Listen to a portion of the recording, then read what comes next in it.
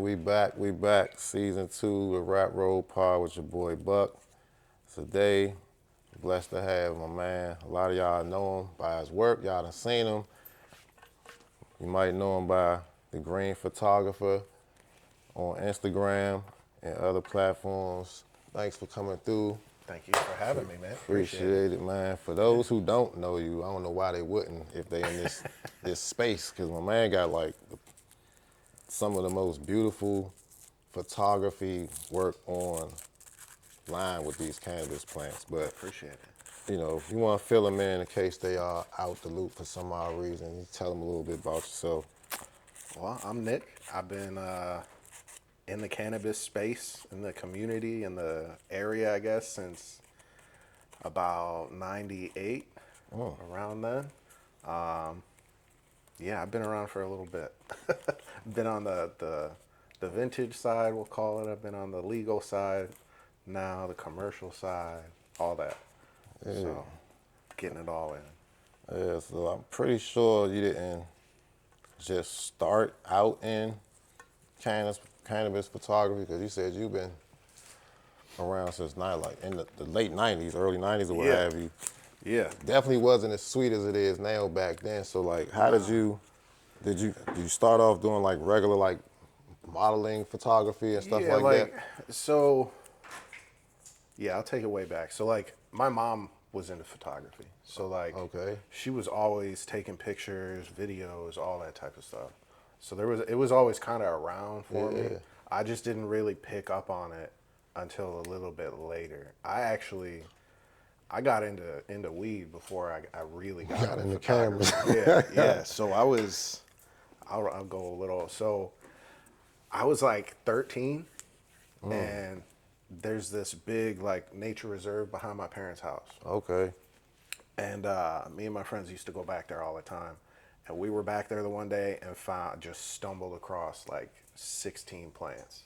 And we were just like, whoa, like we knew immediately. Guerrilla like, growth. that's Somebody out here getting it. So we found it, and I don't like to admit it, but like the first thing we did was ran home, grabbed some shovels, and we went back and we stole every single one of those plants. Damn. And then from that point, like, we were like, we're drug dealers now. Like, Did y'all even know what to do with the plants y'all was taking? well, so that was the thing. So my mom has always been a gardener. All right. So even ever since I was little, she was growing like tomatoes and Yeah. peppers, all different types of stuff. So I had a little bit of a green thumb. So Yeah. I knew what I was doing to an extent. You knew a little bit. Yeah, I knew enough to grow it. I think out of those 16 plants, maybe one was successful, but we didn't know how to dry it. We didn't know how to do nothing. So There wasn't no playbook back then. no, we smoked some like real fresh flower. Oh man. And like, Straight when you're plant. young, you don't really know. So from there, it kind of just kept going. We got some seeds a couple years later, because back then it was hard. It was hard. Yeah, like you couldn't find anything. Wasn't no seed banks and No, you needed to know somebody. So after a while, I want to say it started all meshing together. It was like 98, I was a freshman in high school. So that's when I started taking photography courses and got a camera. I had little disposables and stuff like that growing up, but that's not really much. So that was when the school gave me the camera. I was about to ask you and, that. Was that back when we actually had like support in the schools for like trades and shit? Yeah. Because I graduated in '99, and we had a whole vocational. They still have it. I went to Suiton. Yeah. The schools back then had a lot more support, like home ec, photography, auto body, and things of that nature. Yeah, like woodworking, all that, like carpentry, car stuff. Like you could basically do anything.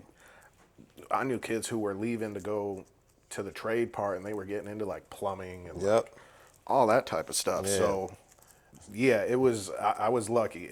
I learned photography on film cameras, so that was a whole thing. Learning the dark room and how to actually get all the chemicals right and all the mixtures and all that stuff. So it was like a whole different game to what it is now. Way different. Do people still dry and hang?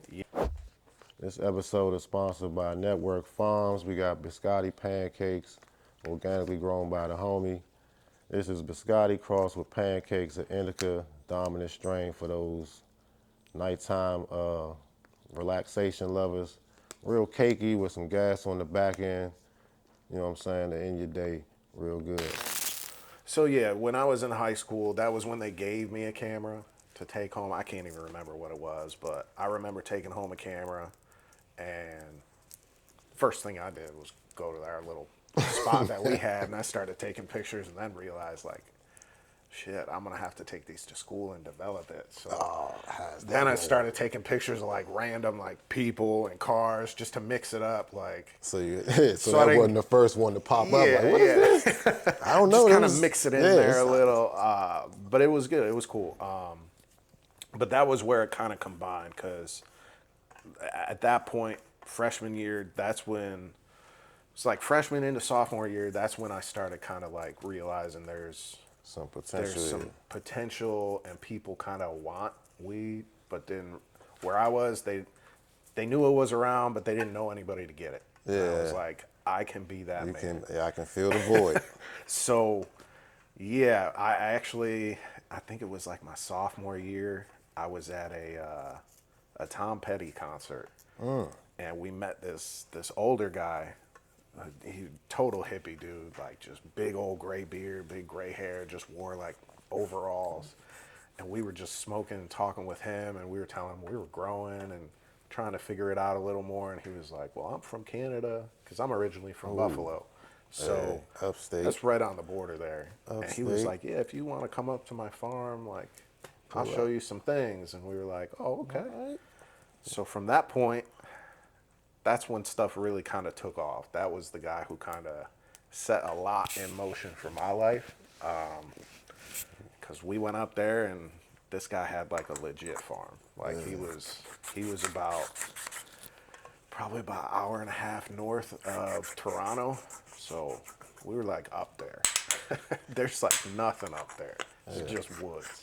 Upstate New York and the Yeah. mountains of Virginia is where a lot of them old school growers kind of like migrated from. A lot of them ended Yeah. up going out west and other areas where the laws were more lenient for what they was doing or whatever. Yeah. But that's a common story line or narrative that I've heard from a lot of people who've talked to or been around Yeah. old heads in the game. You know what I'm saying? Yeah, it was, and it's fun. Like when we went up there, we started. That was the first time I saw like proper plants. And Yeah. I was like, oh, okay, this is real. Like this guy's really growing some. He was only growing 2 strains. He was growing Northern Lights and White Widow, and so that's what we were growing. We would go up there. He had his whole outdoor little setup, but then he had an indoor setup too. What kind of lights was he using inside? So here's the thing. So we were never allowed inside. Oh, Like because that was his hydro grow. That was Yeah, that was when that's everybody the was good still shit. calling it hydro. Yeah. So we were just the kids out in the field, just Gotcha. plucking leaves and doing all doing the maintenance and yeah, figuring doing the little maintenance all the jobs. shit. He wasn't the big But shit. he didn't let us inside, so we didn't. We just knew it coming out. We didn't. We didn't get to see anything. We didn't know anything about the propagation side, or even we didn't know nothing. We just knew he was. It was called hydro, and we were like, yeah, he's growing it in water somehow. Like, Yeah, we don't that know was- how. Like That was the narrative back in the day too. I remember people used to think that when they said it was growing it in water, they thought the plants were like in water. in a fish tank growing under the water. Yeah, we had no idea. We had no idea back in the day, but that was like the myth of it all. Like, Yeah, because the weed definitely looked different.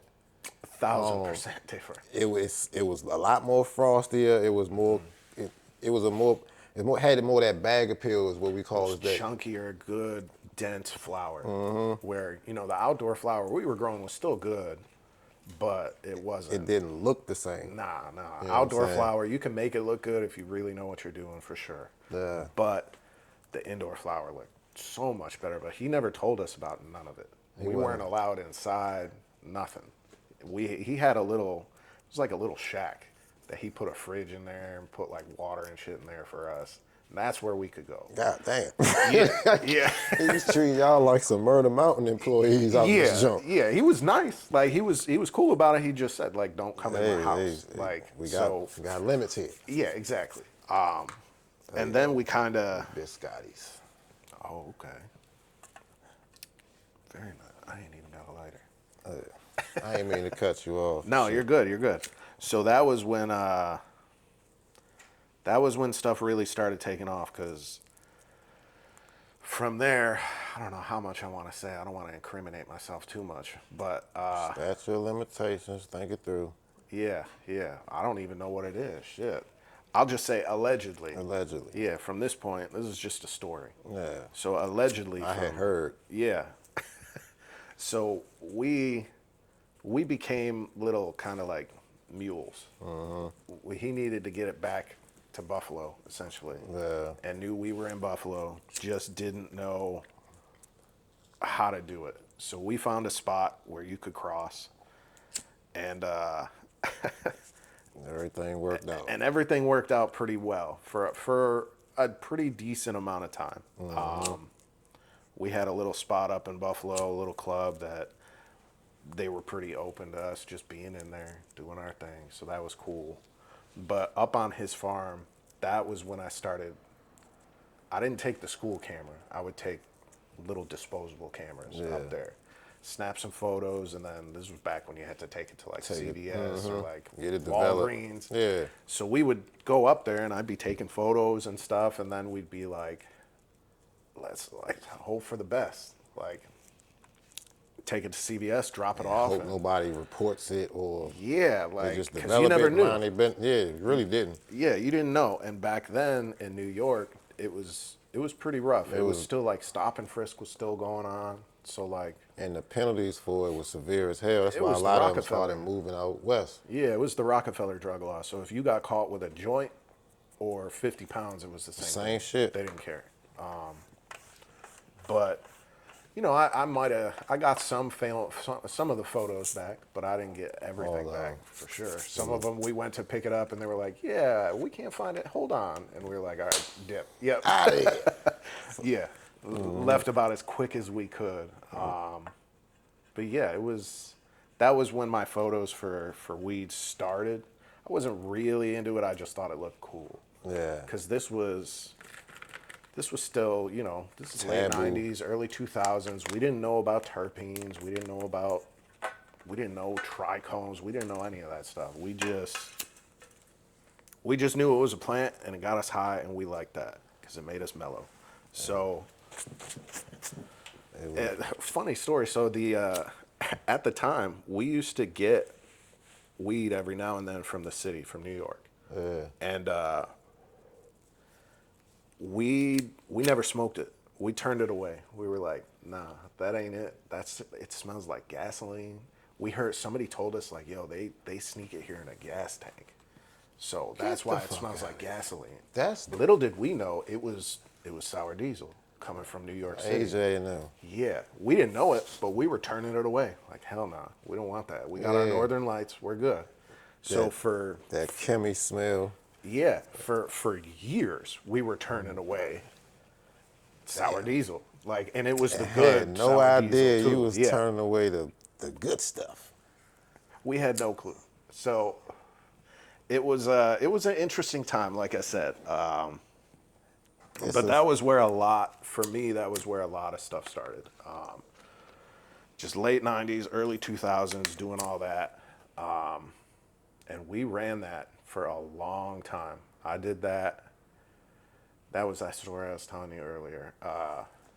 We may have come across the border maybe too many times because I definitely had my photo up in the booth. In the booth, but like, why do they keep coming back and forth? Yeah, to the point where I went across with some family, and my family's car got like torn apart. Because they, Like, yeah, There he is. Yeah, they knew me, but they didn't know your what I family was didn't know doing. what was going on. They're like, Yeah. why is it? He's like, I don't know. This is some bullshit. They Yeah, profiling it. yeah, they're profiling it. Like, They trying to flip the whole trunk. Nah, we know what the Yeah, fact It's in the tire. yeah, so that was rough. Sorry to my family there, but They just now figuring out what the fuck that was about. 30 years They later. might be finding out right now. That was it. They just found it out 30 years later. Oh, that's what the hell. Oh, you know what? No more family reunions. Yeah. I forget where I was going, but that was What you got? So okay, so we ran that until probably about 2007, 2008. My whole goal for everything was I was trying to get to Asia. I wanted to stack up enough money to go live in Asia. I wanted to go to Japan or Thailand somewhere and just be able to live there for like a year and come back and still be good. So then I had some unfortunate things happen to where I lost basically everything. Yeah, All the money I had stacked up was kind of just gone. right before the trip, or like en route to getting the money to go. I got greedy. I got Yeah. greedy. That's what it was. I could have went. I could have went a bunch of I times, know when to hold them and know when to fold them, man. and I didn't know that. Yeah, bro. So that's where my story changed. And I was sitting there the one night after I had lost, a lot of money, and I was watching PBS. And then after it was some nature show, because that's how PBS was. It's probably still that way.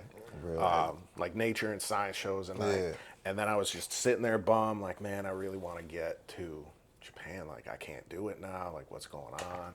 And then right after, this commercial for the Navy came on. And the whole commercial, it was like meant to be. It was showing nothing but Asia. And these dudes just drinking, having a good time, being in Asia. And I was like, bet, got this. Literally the next morning, I went down to a recruiting station, like head full of dreads, walked in. I was like, yo, what do I got to do to get to Asia? And he was like, well, first, you can't smoke weed anymore. And I was like, I don't. Like, you're good. And he was like, let's go outside real quick.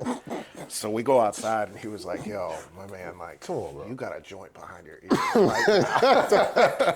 And I had forgotten. So I was like, oh, shit. Hey, that's one. Yeah. So, I got my I got my stuff straight. He basically told me, like, yeah, we'll get you to Japan if that's where you want to go. But you're going to have to sacrifice a You lot. gotta do some things. Yeah, so I ended up joining the military. I took the test. I did everything. They gave me a bunch of jobs, and they were like, "This is what you could do." It was a bunch of like crap I didn't want to do. And there was one thing. Why Asia? Like, why were you so I just focused on Asia? What was in Asia? Was it just like, the culture, the food, like everything. had you been before? Had you known No, somebody like that been ever since before? I was little, I was just infatuated with it. Like Okay. I loved like martial arts movies. Alright. I came up on the Ninja Turtles, so like I think that's probably where it They really from New started. York City. They ain't from Asia. Yeah, but they knew karate and shit. Alright, Like, so okay. in my head, I was like, all right, karate's from Asia, I think. Like, Yeah. that's where. It is. It is. But, like, just seeing, I read a lot. I read a lot of books. I was just, ever since I was little, I was always into Asian culture. Gotcha. Like, I thought the architecture was always They cool. they do have some Like, dope yeah, ass architecture. They got cool clothes. Their culture they got- overall is cool. I Yeah, no, I you're get you. good. Like you're right though. This keeps going out on me, but I'm gonna keep talking. So hold on, I'll hold on that. But yeah, I was just always into, like I said, the culture, the architecture, the food always looked dope. Like everything just looked cool. So I was like, ever since I was little, I was like, at some point in my life, I gotta want get to over live there. over there and just experience that because I knew there was more. Like, nothing against being in Buffalo or nothing, but like when you're young and you're growing up, where you're at just seems like such a bubble. Buffalo ain't Asia. No, Buffalo's not Asia It's at cold all. as hell up there. I didn't really So- trust too much of the Asian food that was in Buffalo either at the time. Right. So, All right. So they got you signed up. yeah, They yeah. got you on some assignments. They stationed you somewhere. You did your basic training. Yeah. Went to Great Lakes, did my basic training there. Went through a bunch of schooling, and I became a helicopter mechanic. Oh, Yeah, so you all right? yeah. So I was at the end of your schooling and everything. They put all these like stations you can go, all these places you can be on this board, and they're like, all right, you can all pick from this. And they do it by like how good your score is on your tests and everything. And luckily, I guess I was smart at what I was doing, so I had a pretty good A pick. good score. And there was like one thing at the top of the list of like Japan. And I started looking around and realizing all the people before me who were picking, none of them wanted it. Everybody was picking where they were from. They Like, trying to go home. yeah, they're trying to go back home because they didn't, I don't know, they didn't think about it or Yeah. something. So my time came, I picked Japan, and it was just done from there. Like, they were like, oh, you sure you want to go to Japan? I'm like, yeah, that's why I'm That's here. why I signed up. Yeah. So I got shipped off to a place called Atsugi in Japan. Okay. It's in Kanagawa Prefecture. It's about, I don't know, it's probably about an hour and 20 minutes west of Tokyo. Okay. So it's pretty centralized. Okay. And I ended up, I was there for 5.5 years in Japan, just living. Did a bunch of crazy stuff. In that time, I got to go everywhere, all over Asia. How different was the culture over there? So good, so good. It was I know they so probably nice. eat People, way better. they eat better, way better. They're more polite. They're more courteous. Like, the weird thing over there, not the weird thing, but like, what I found out is like a lot of Asian cultures like the tourists, but they like hate all the other Asian cultures. Yeah, that's weird. So like if They you're don't really get along. I mean, yeah, not- no. They got a lot of history though. There's a whole bunch of weird invading each other. Yes, it's the It's- samurais who's getting it. yeah. There's a lot of bad history between these countries, like for sure. So if you're like a white or a black dude and you go over there, they treat you like royalty, especially if you make the smallest effort to learn like just hello, how are you in their language. Ingratiate yourself. Yeah, they'll they welcome you. love it. And I didn't, it took me a little bit to learn that. The first like 6 months I was there, I was trying to just navigate without learning. And it didn't work. I kept getting the X everywhere I went. They're like, nah. Get your ass out of here. Yeah. And then I was like, okay, maybe I need to like put some effort into this. So I learned some phrases. I learned, good morning and all this type of stuff. And that was when everything opened. As soon as you said like, hey, good morning in Japanese, they were just, their English just came out. And it was like, oh. I knew it the whole okay. time. I just needed to see you give So a fuck. ironically, after a couple years, I had a couple Japanese friends talking with them, and they're like, "Yeah, we learn English from like kindergarten all the way through college." They're all multilingual, And they're like, bilingual. yeah, all of them. And they're just like, we just like to see that there's an effort, like made. You're here, make the effort.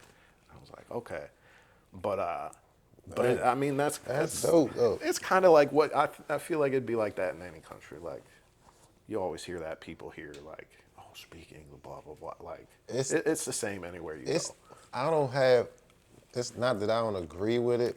It's just like you say. It's how you go about delivering the message. Yeah. So if you coming off like you just overly arrogant, like fuck you, you can't speak Yeah, English. you can't be should- American. You can't. You know what I'm saying? Like how would you Yeah. perceive that if you was going Exactly. somewhere you honestly didn't know what the hell was going on? You asked somebody for help and they like fuck you. You got to learn English. Like well, goddamn. Yeah. You know what I'm saying? You don't gotta be that aggressive with it, but yeah. So, Yeah. but I don't disagree though. Yeah, Like, nah. Oh yeah. I don't disagree though.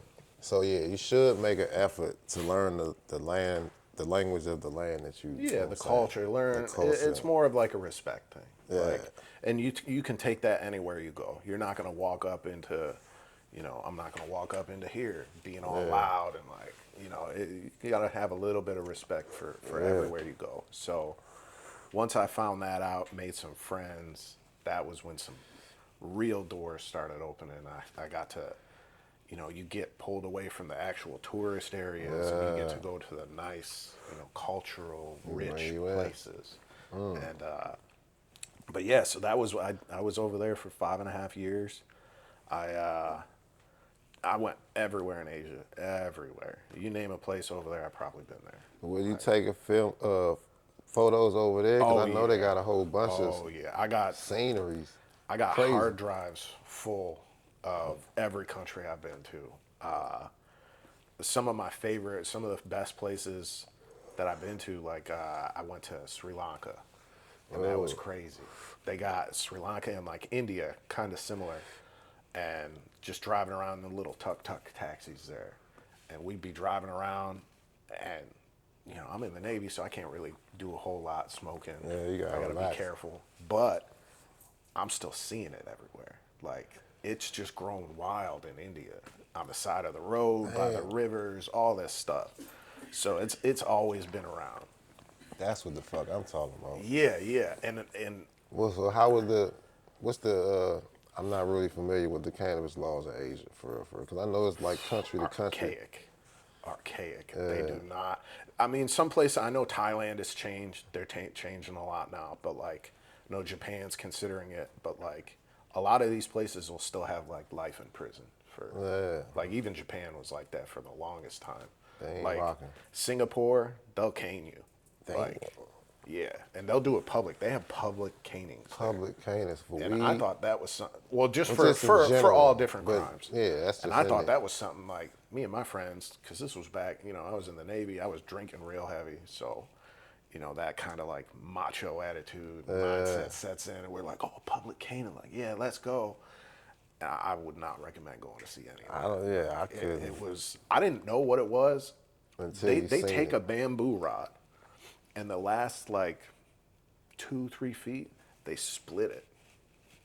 And then when they hit you, it grabs the skin and like rips it. So like, we saw that. That's what we went to see, and I stayed for like a minute and was like, "I'll see you guys. Yeah, Like, you ain't know you she guys was have doing fun. this. I'm gonna go find some booze." Like, Nah, that's but that's how it is that's over how there. they They're- punish people over there. Yeah, like We their gotta prisons are legit. we- breaking rocks in from big rocks to small rocks. Like it's archaic. So their weed laws are not very good there. Like I said, I think they're changing now. I know Thailand's like a good hub right now. But like the Philippines, like that, all those places, it's not good. It's still. It's So not that's good. for anybody that's they be complaining about, you know, how our system is definitely flawed, but compared to other countries, the way Oh yeah. they put you under the jail for jaywalking in certain countries. Singapore, it's against the law to spit in public. You can't even spit. They'll throw you in jail. You can't chew gum in public there. You can't chew gum. That's how they. So if you go to a lot of these like Singapore, for example, one of the cleanest places I've ever been to. There's no trash on the ground anywhere. There's no gum spots on the sidewalk. But that's why. Because it's illegal. It's illegal. Yeah, you can't chew gum in public there. Because they know you'll be tempted to spit it out, so they don't even give you the chance to be tempted. Consequences. Yes. Severe. Yeah. That'll get that. Yeah, that lets you know people got some sense. Yeah, for sure. Until you will stop something from having to put a life sentence on the end of that jump and make Yeah. an example. Yeah, there's still, I remember over the last couple of years hearing stuff from like Asian countries where like somebody gets caught with like a pound of weed and it's like, yeah, they're going to jail for life. It's just like, it's not even worth it.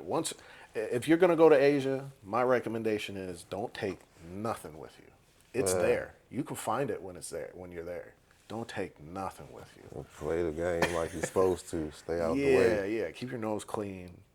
If you want to find it there, you can. If you want to, it's.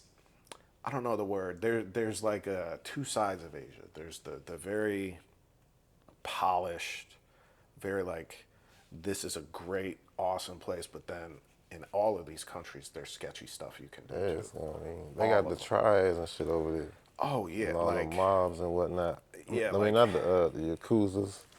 oh yeah, They over yeah. there.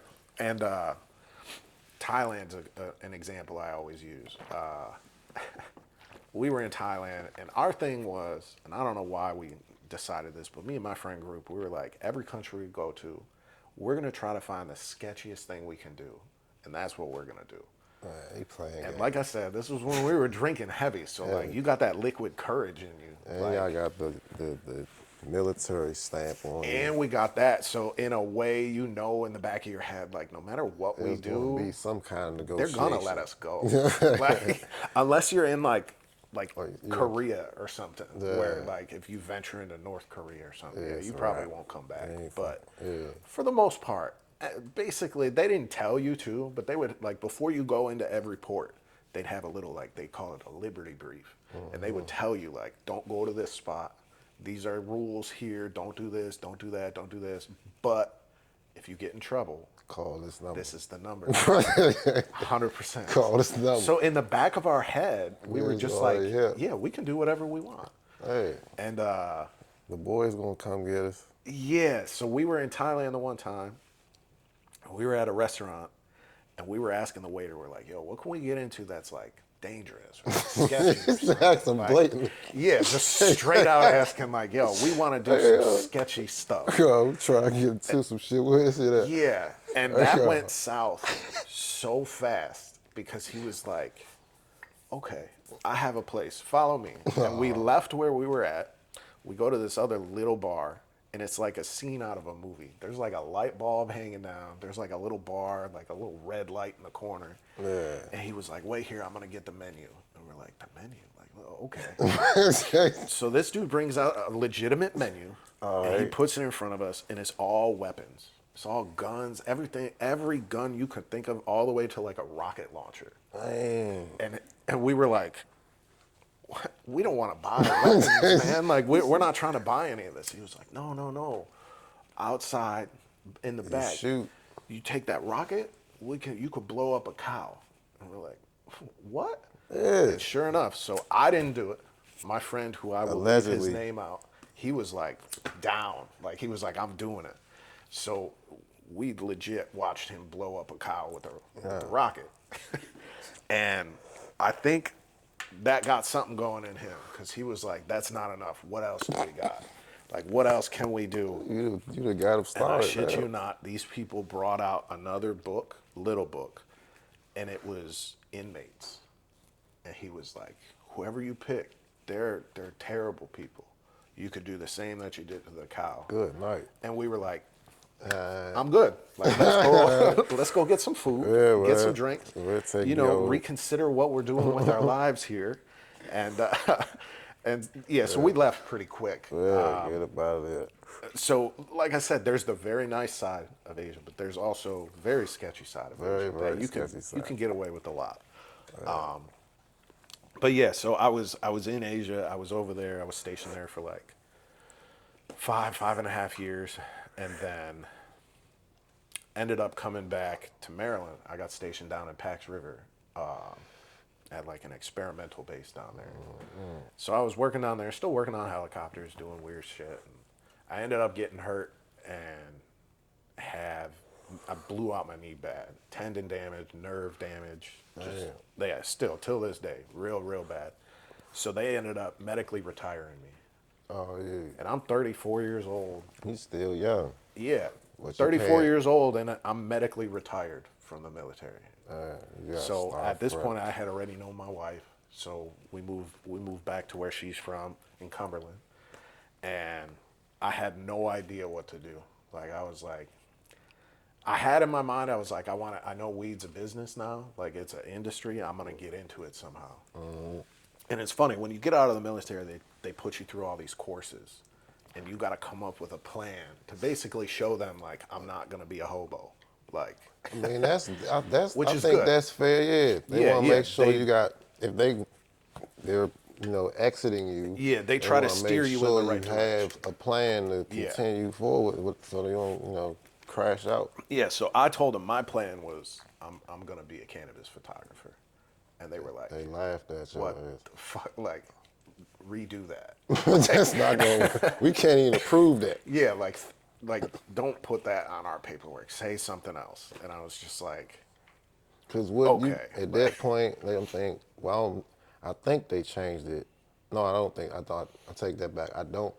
It's still to the point where you can lose your benefits if you yeah, choose Yeah. to medicate with cannabis over yeah. prescribed You medicine. couldn't at this point. You couldn't even talk to anybody in the VA about mention weed. that shit. You couldn't, because you would lose everything. Yeah. 1,000%. Yeah. So that was ballsy of Yeah, you. I already knew, like, I'm retired. Like, so, like, it was almost like that liquid courage again got in me, and I was like, yeah, I don't care. So I changed all my paperwork and just told them I was going to be retired. Like, I'm not, because I was a little different. A lot of the people I was getting out with in that group, I think I was like one of two people who were retired, and the other dude was like 50 Yeah, something they years all old. older people. Yeah. So I'm like 34, like You actually, retired. So I just told them I'm just gonna live at home. I'm gonna live in the mountains somewhere. Like, just leave me alone. I'll be good. And they were just like, whatever, like go. But in my head, like all my bosses, I'll call them at the time, they were like, yo, are you serious? I'm like, yeah, I'm gonna be a cannabis photographer. yeah, For I just sure. can't write Like, it down in front of y'all. yeah. And they all, none of them took it serious. They were all like, yeah, whatever, whatever. And I was like, all right, cool. So I ended up getting retired. We moved back there, and I took about a year to just readjust to society, really. Because Yeah, for 11, I was in for 11 years. that's a So long 11 time. years of somebody telling you every aspect of your life. You got a little bit of freedom, but like Everything's structured. You in a system. super structured, like down to when you can eat, what you can eat, like, at everything. So I took about a year to just get readjusted in society, really. And in that time, I had found a commercial grow that was out that way, and I threw an application in and was like, we'll see what happens. And a lot of time went by, like 6 months went by, and to the point where they called, they were using like a temp agency to hire people at the time. So It's when, medical. yeah, it's medical here, only medical. This was, shit, what year? I don't know what year this was, but they ended up calling me, and I forgot I even put an application in. I think I was picking my wife up from work, and they were like, "Is this Nick?" I'm like, "Yo, I ain't got time for you." Like, I'm about to hang up, and they're like, "No, no, no, no, no, no." Said who it was, and I was like, "Oh, okay." Like, and that's how I got into the medical, like the commercial side of it. And I got on a trim team, started there trimming for harvesting, doing all that, just seeing how everything is, and it was an eye opener because I went from growing. The last time I grew was on a random dude's Yeah, farm in farms Canada, type. and Yeah, now I'm in a place that's it's got like a 300-400 facility. plants in one room, and they got like a bunch of rooms. So it's like, Yeah. damn, like All I right. missed out. Like, but just kind of worked my way up through that. And when I moved back there, I was still doing photography, still doing all that, and I was working a lot with the county, the Okay. tourism people. So I was helping them out doing tourism, and just through word of mouth, through some people I worked with and some people who were in the marketing department that I knew. They were like, yeah, we need to update some photos of this. We need to get this. And one of my friends in marketing was like, well, we have a photographer here. Like, he's in the back. Then they slowly were like, all right, like, gave me a little bit. Like, hey, can you do this? And I was like, psh, done. And they were like, oh, okay. And just kept doing more and more and more for them till the point where they were like, okay, like, we need you to just do this full time for us now. And I was like, okay, I can do that. So they made the position of like photography, video, all that. They made they built that position basically Yeah. for you. Yeah, They had a 100%. need, and then it was like, "Yeah, we just need it." Yeah, yeah. They needed it, and I was like, I'm your dude. So Man. that's how I got back into cannabis. Everything started coming full circle. And, that was when the fun conversations with the parents of like, yeah, like, I know you used to yell at me for this, but I'm back in it, and I'm getting paid to Getting do it paid to now. do that. So, yeah, Living it up, man. yeah. So that's where I'm at. I've been at that company for about 5 years now, and that's when I was there for maybe 2-3 years, and I went to a cannabis event that they had, and I met a couple people there, and I saw like, wait a minute, like, because up until then I was just like, all right, this is like commercial cannabis, like, it's it's cool, there's a need for it, but it wasn't really what I was looking for. 100%. I was looking for, the people like I used to be like, Yeah, and I knew they still existed. but it wasn't So easy, or yeah, motherfuckers yeah. wasn't coming out like that. Like No, it no, was people were real still, in the behind the shadows. curtain, Yep, yep. So I met a couple people, and they were good group of people, and that's when I started my social media. And just at the time, I had no idea what I was doing. I just knew what I was doing looked cool, and I wanted more people More to see people it. to see it. Because at the end of the day, with life, like, it all comes down to like, what are you leaving behind? That's how I always kind of look at it. Like, so in my head, I'm leaving behind like one, documentation of the strains that are here now, because like strains from 10 years ago, you can't really find them. Yeah, it says 20 gone. years ago, you're definitely not finding them. They're still around, but you got to know, you got to be in the know. So I was like, all right, I'm gonna use this social media, see what happens, and it just blew up, like in no time. It was like a year, and I was at like 50K or something, and I It's was like, damn, like okay, like it's it's a caught on. form of art that's hard to capture, or Yeah, because one, it's like a trusted guy to, what I'm saying, community. Like you saying, yeah, you was looking for the ones that was in the shadows, while you were also working with the commercial side of it. But it's not, growers aren't really that open with their, no, what I'm saying, their no, they're garden. still not like, Still, which they shouldn't be. not now. No, It's more, you know what I'm saying, but like people still want to see it, and it's like the way that you capture it in different types of ways too. You get the the trichomes yeah, the macro, the real up on close. the macro, and then you kind of set a trend with, because you was doing this for like you said 5, 6. You was doing this before Oh yeah, you yeah, was even with the company. yeah. So that's in my head. That's kind of like a trend that you done put. I'll take it. You know what I'm saying, on the market, at least in this Yeah. area, because wasn't nobody In taking those Maryland, types of yeah. photos. Yeah. I have, so one of the photographers that really opened my eyes to it, his name is Eric Christensen. He goes by like Eric Nug Shots online. Yeah. And I saw what he was doing, and I was just like, okay, I'm a photographer. I can figure this out. But I had no idea how he was getting things so crisp, so clear. And with macro photography, your depth of field is so small. So what's in focus is so little. And I kind of just started figuring it out.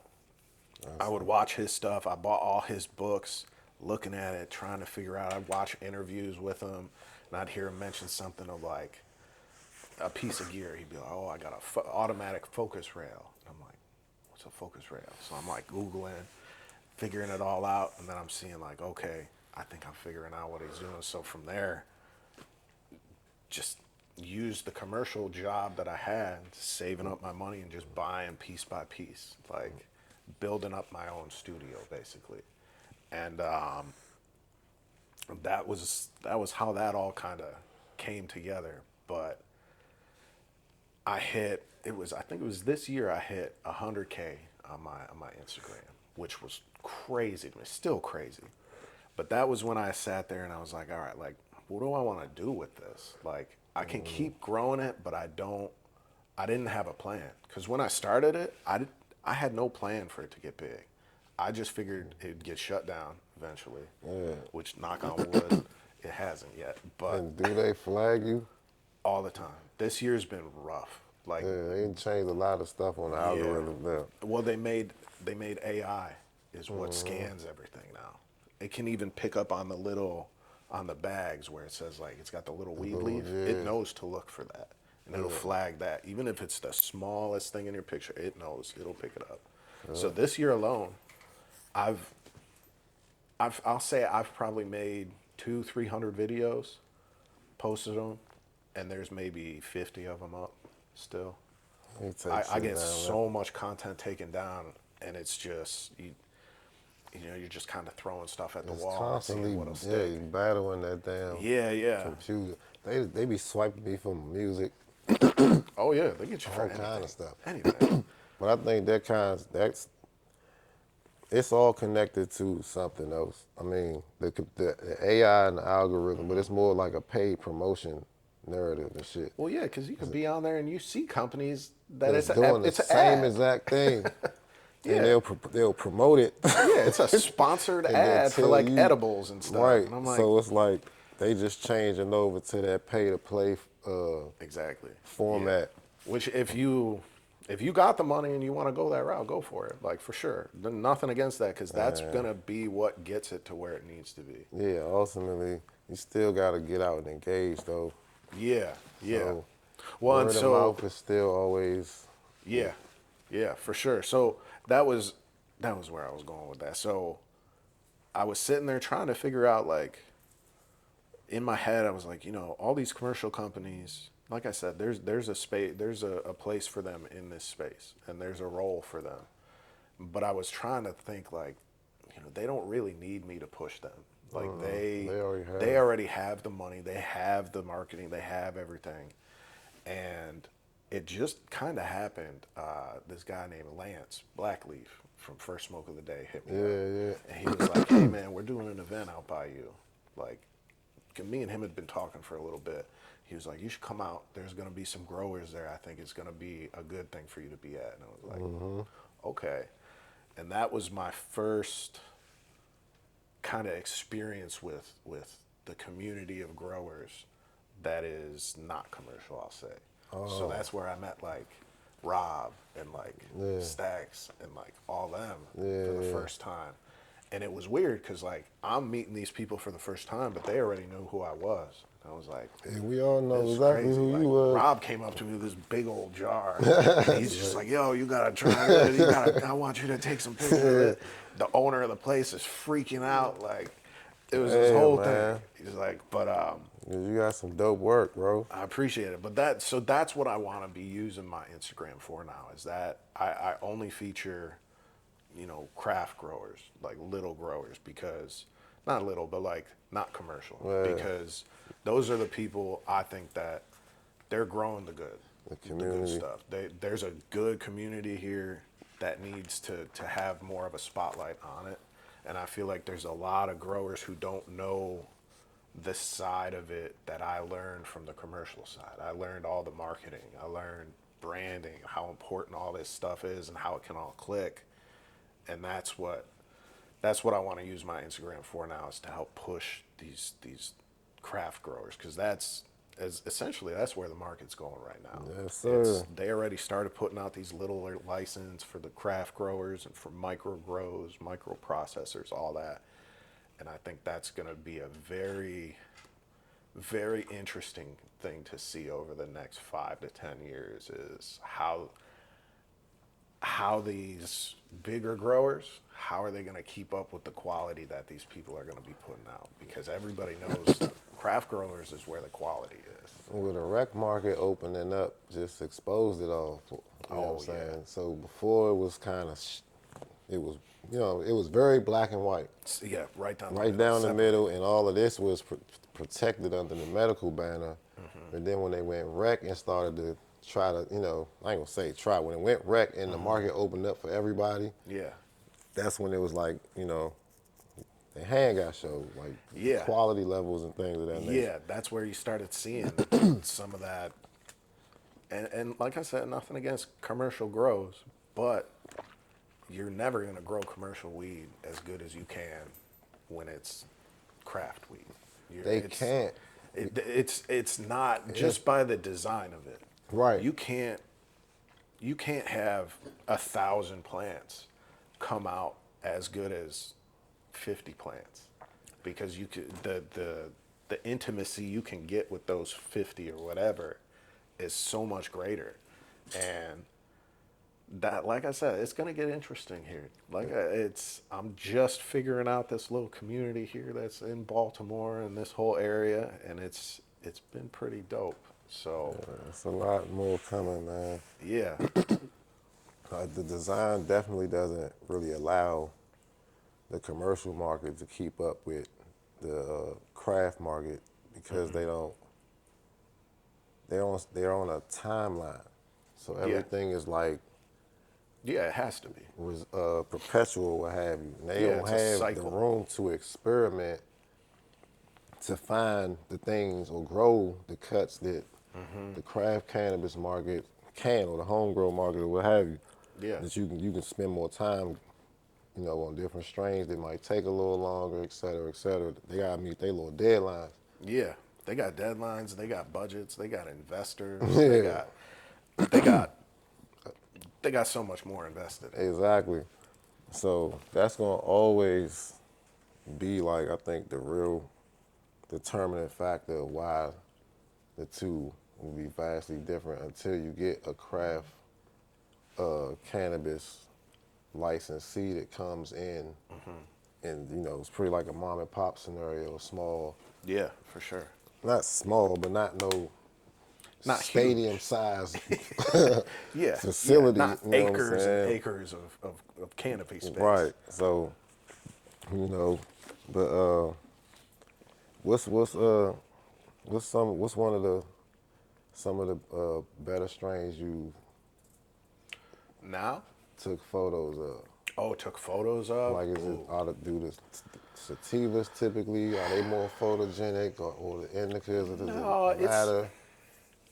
I feel like it's not like that anymore. It's because everything's such a hybrid now. Yeah. Like everything's been crossed with so many things. You're not finding those original strains. At least I haven't yet. To be honest, the ones that do the best photo wise, I feel like have been a lot of the ones that are like colorful.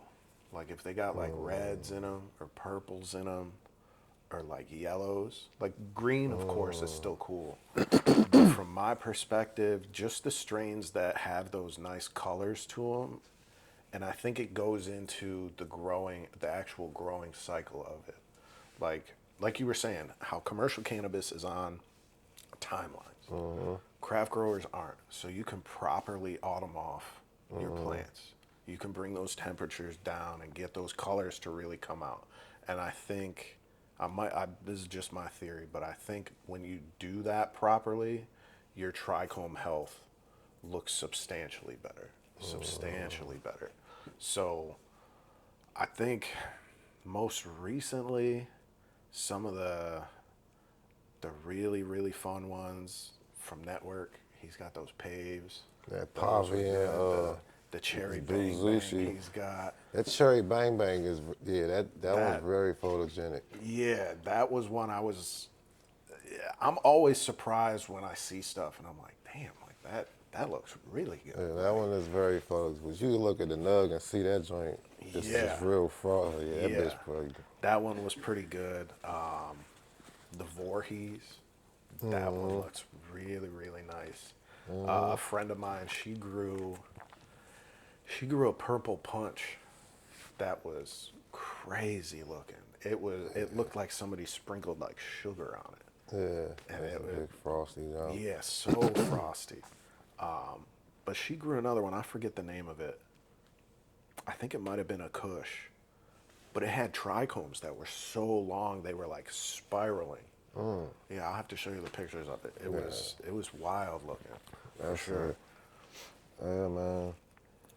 So, I mean, I ain't really got. What's your? You kind of covered everything.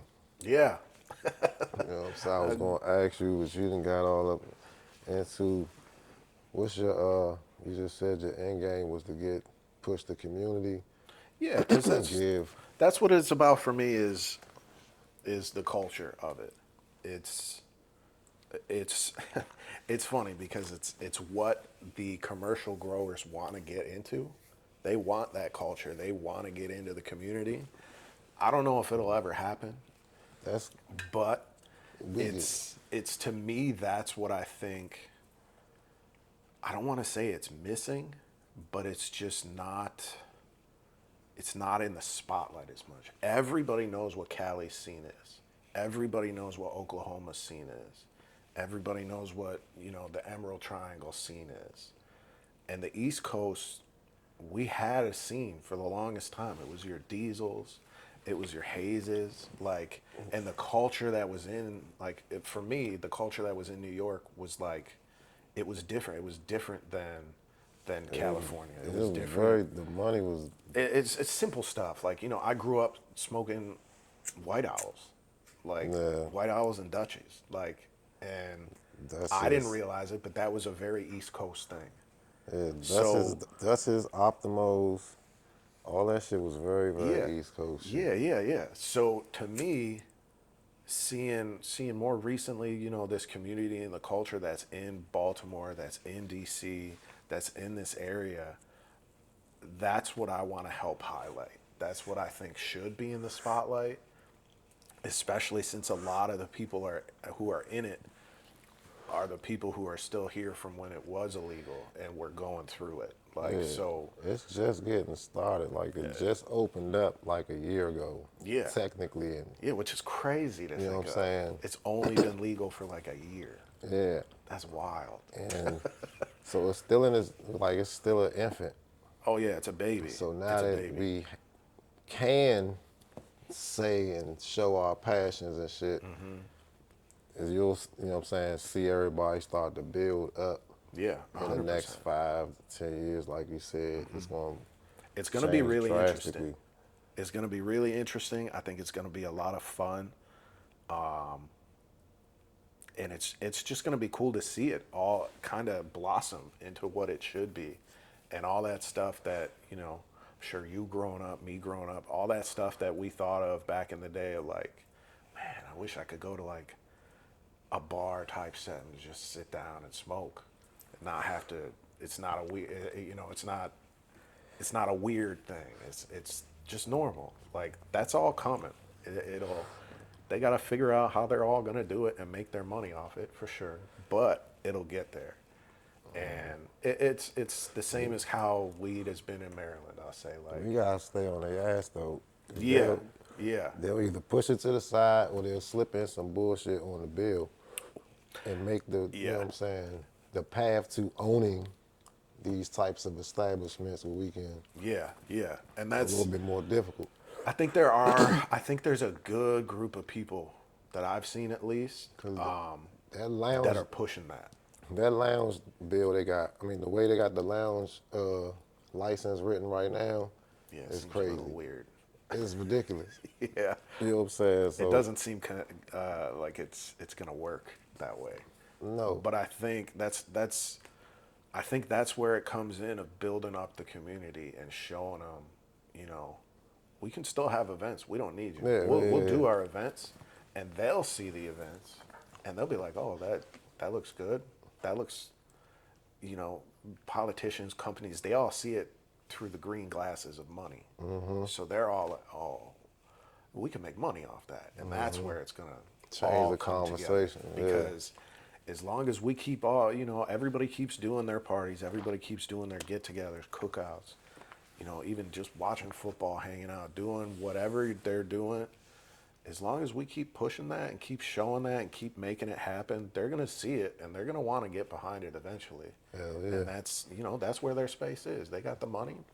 Let's use it. We got the culture. They got the money. Let's go hand in hand a little bit here. Let's make a deal, buddy. Yeah.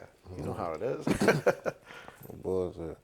Well, I appreciate you coming through, man. Thank you for having me, man. We're Appreciate going it. to work together.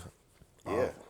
I got some stuff for you to take home. Yeah. I'm excited about that. You know what I'm Hell saying? yeah. But anything you want to say to the people where they can find, where they know where to find you? Yeah, you can find me on You got a Instagram. website for them? My website, it's there, but it's under construction right now. We'll say. So, Yeah. you know what I'm saying? We'll We'll have get that there. up soon so y'all could hit my man up for some work. You know what I mean? Yeah. Hit me up on Instagram. I got a little button on there. Send me an email. I'm down to work with whoever. If you're growing good stuff, let me know. Yeah, pull up, you know, come out. Oh yeah. All right. Catch y'all on the next one. We out. Got a rich bitch waiting on the couch. Life's gonna try to hold you back. They gon' tell you that you still got time. Any minute this could all fade to black. That's why we run it up. I want more, it's not enough. I